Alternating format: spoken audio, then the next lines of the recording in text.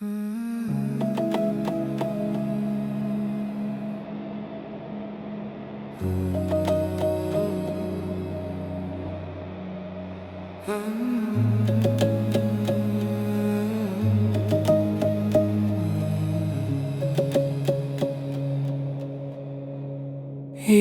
seni,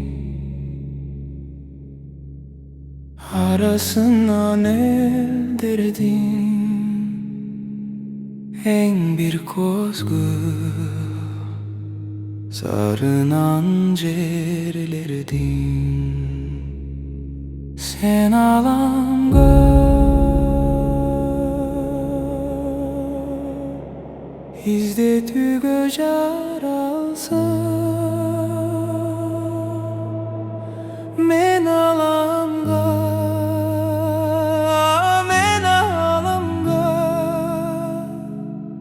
daim seni iste üçün gelgen mi?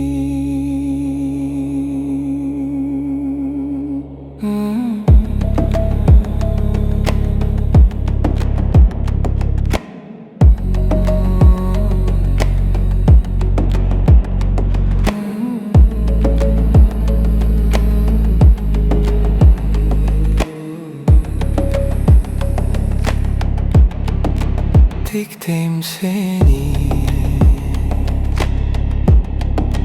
dizmeğine elderdin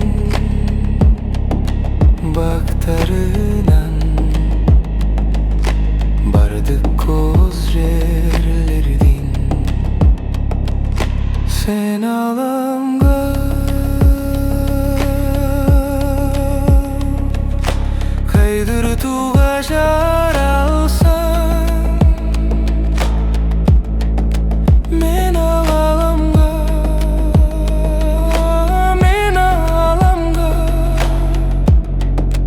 daim sende kaygıruga gelgen men.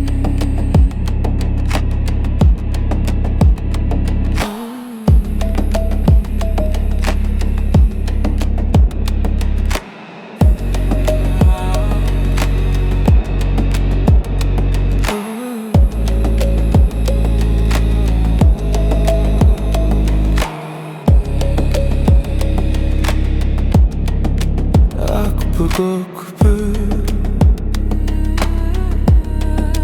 kızıl beken jolugundum tüsün görmey yorudum. Kışta kalgan çal bıraktın